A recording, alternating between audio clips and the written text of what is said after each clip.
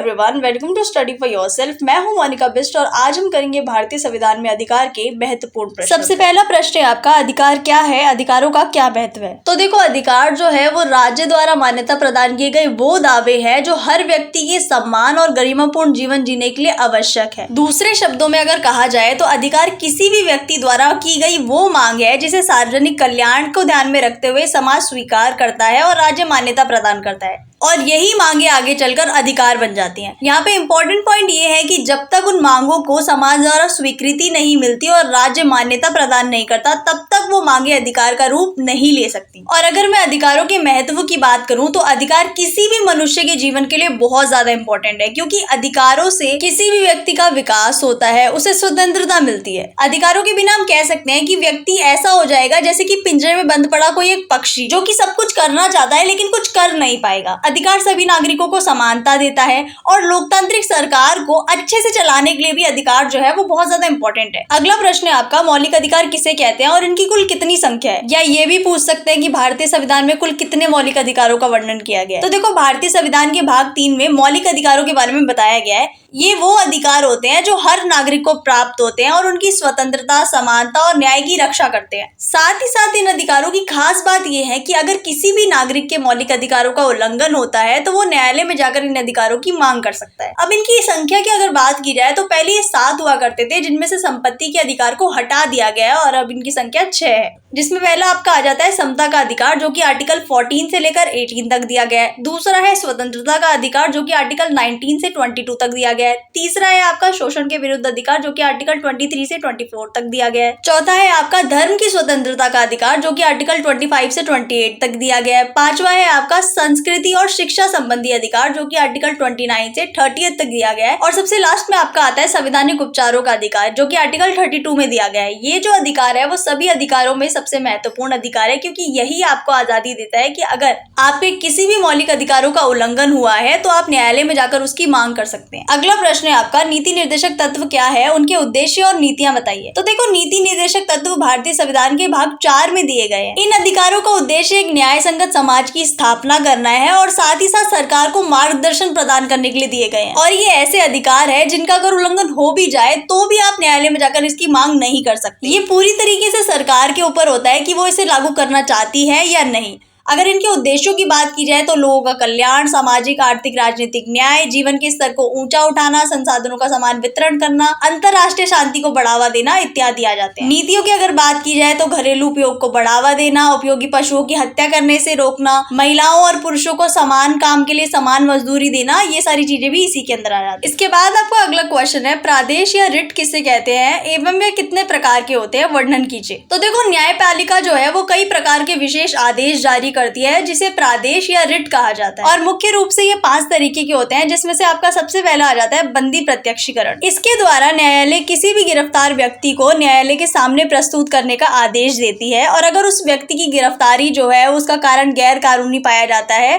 तो न्यायालय उस गिरफ्तार व्यक्ति को छोड़ने का भी आदेश दे सकती है। इसके बाद आपका आ जाता है परमादेश। तो देखो, जब न्यायालय को लगता है कि कोई भी सार्वजनिक पदाधिकारी अपनी शक्तियों का गलत प्रयोग कर रहा है, गलत इस्तेमाल कर रहा है और उसके ऐसे करने से दूसरे व्यक्ति के मौलिक अधिकारों का हनन हो रहा है, तो परमादेश के जरिए न्यायालय उस व्यक्ति को ऐसा करने से रोक सकती है, उस पर कानूनी कार्रवाई कर सकती है। इसके बाद आपका आ जाता है निषेध आदेश। तो देखो, जब कोई निचली अदालत अपने अधिकार क्षेत्र का अतिक्रमण करके मुकदमे की सुनवाई करती है तो उसकी ऊपरी जो अदालत होती है, जैसे उच्च न्यायालय, सर्वोच्च न्यायालय, वो निषेध आदेश के द्वारा उसे ऐसा करने से रोकती है। इसके बाद आपका आता है अधिकार परीक्षा। तो देखो, जब न्यायालय को लगता है कि कोई भी व्यक्ति ऐसे पद पर नियुक्त हो गया है जिस पर उसका कानूनी कोई हक नहीं है, तो न्यायालय अधिकार परीक्षा आदेश के द्वारा उस व्यक्ति को उस पद से हटा सकती है, उसे कार्य करने से रोक सकती है। इसके बाद आपका आता है उत्प्रेक्षण रिट।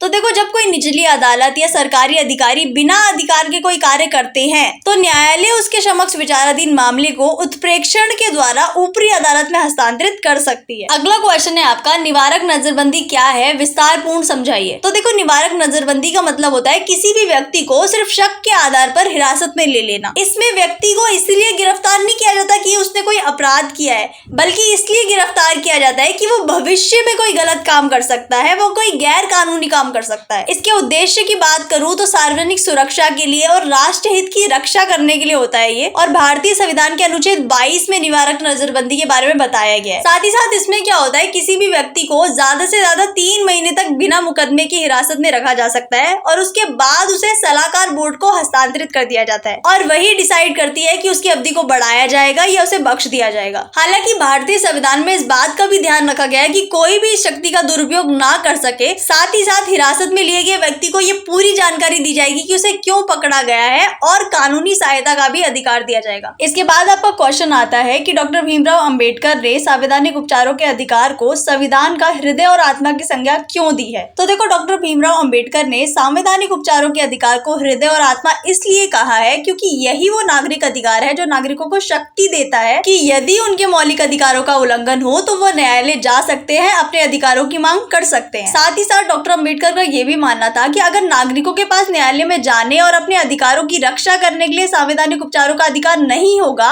तो फिर संविधान में दिए गए अन्य अधिकारों का भी कोई महत्व नहीं है, उनका होना ना होना एक बराबर है। इसके बाद आपको क्वेश्चन आता है समता के अधिकार से क्या तात्पर्य है। तो देखो, समता के अधिकार का मतलब होता है कोई भी नागरिक, चाहे वो किसी भी धर्म का हो, जाति का हो, लिंग का हो, समुदाय से संबंधित रखता हो, उसके साथ भेदभाव नहीं किया जाएगा। सभी नागरिकों को समान माना जाएगा। सभी नागरिकों के लिए कानून के समक्ष समानता होगी। साथ ही साथ सभी नागरिकों को दुकानों, होटलों इत्यादि स्थानों में प्रवेश करने की समानता होगी और सभी नागरिकों को रोजगार के समान अवसर दिए जाएंगे। अगला क्वेश्चन है आपका, नीति निर्देशक तत्वों और मौलिक अधिकारों में अंतर लिखिए। तो देखो, अगर नीति निर्देशक तत्वों की मैं बात करूं तो उन्हें कानूनी सहायता प्राप्त नहीं होती, वही मौलिक अधिकारों को कानूनी सहायता प्राप्त होती है। और नीति निर्देशक तत्वों का अगर उल्लंघन हो जाए तो न्यायालय नहीं जा सकते, लेकिन अगर मौलिक अधिकारों का उल्लंघन होता है तो न्यायालय जा सकते हैं। साथ ही साथ नीति निर्देशक तत्व जो होते हैं वो सरकार के कुछ कार्यों को प्रेरणा देते हैं, वही मौलिक अधिकार जो होते हैं वो सरकार के कुछ कार्यों पर प्रतिबंध भी लगा देते हैं। नीति निर्देशक तत्व समाज की हित की बात करते हैं, वही मौलिक अधिकार व्यक्ति के अधिकारों का संरक्षण करते हैं। एंड लास्ट पॉइंट है कि नीति निर्देशक तत्वों के पालन के लिए सरकार जो है वो बाध्य नहीं है, लेकिन मौलिक अधिकारों की अगर बात करें तो मौलिक अधिकारों के पालन के लिए सरकार बाध्य है। इसके बाद आपका क्वेश्चन है कि न्यायालय में निष्पक्ष फैसला करने के लिए हिरासत में लिए गए व्यक्ति के क्या अधिकार है। तो देखो, भारतीय संविधान में अगर किसी व्यक्ति को हिरासत में लिया जाता है तो उस व्यक्ति के भी अधिकार होते हैं।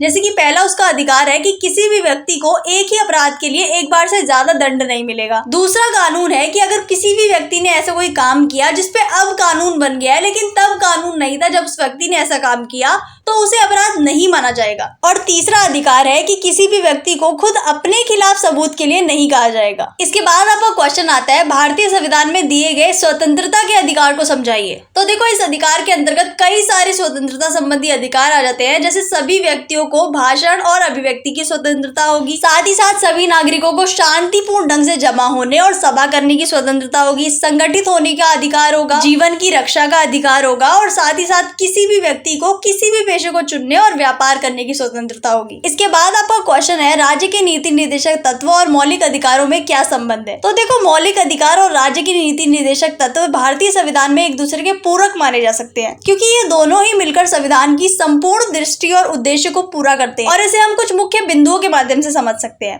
पहला है आपका संतुलन। तो देखो, मौलिक अधिकार जहाँ व्यक्ति की स्वतंत्रता, समानता, गरिमा की रक्षा करते हैं, वही नीति निर्देशक तत्व जो होते हैं समाज के कमजोर वर्ग के कल्याण और सामाजिक आर्थिक न्याय पर ध्यान देते हैं। ये दोनों ही मिलकर व्यक्ति और समाज के बीच संतुलन बनाते हैं। दूसरा पॉइंट है आपका मार्गदर्शन। तो देखो, अगर नीति निर्देशक तत्वों की बात की जाए तो ये राज्य को नीतियां बनाने में मार्गदर्शन देते हैं ताकि मौलिक अधिकारों को प्रभावी ढंग से लागू किया जाए। एग्जाम्पल के लिए शिक्षा का जो अधिकार था वो पहले नीति निर्देशक तत्व था, उसे बाद में जाकर मौलिक अधिकार में बदला गया। थर्ड पॉइंट है आपका व्यवहारिक प्रभाव। तो देखो, नीति निर्देशक तत्व जो है सामाजिक और आर्थिक नीतियों को लागू करने में राज्य की मदद करते हैं, जिससे मौलिक अधिकारों का वास्तविक लाभ जो है वो नागरिकों तक पहुंच सके। फोर्थ पॉइंट है आपका समग्र न्याय। तो देखो, मौलिक अधिकार राजनीतिक स्वतंत्रता की रक्षा करते हैं, जबकि नीति निर्देशक तत्व जो है सामाजिक और आर्थिक न्याय को बढ़ावा देते हैं और ये दोनों ही मिलकर संविधान के न्याय, स्वतंत्रता, समानता और बंधुता के मूल्यों को पूरा करते हैं। अब न्यायपालिका की दृष्टि को भी जान लेते हैं। तो देखो, न्यायालय ने भी ये कई बार कहा है कि नीति निर्देशक तत्व और मौलिक अधिकार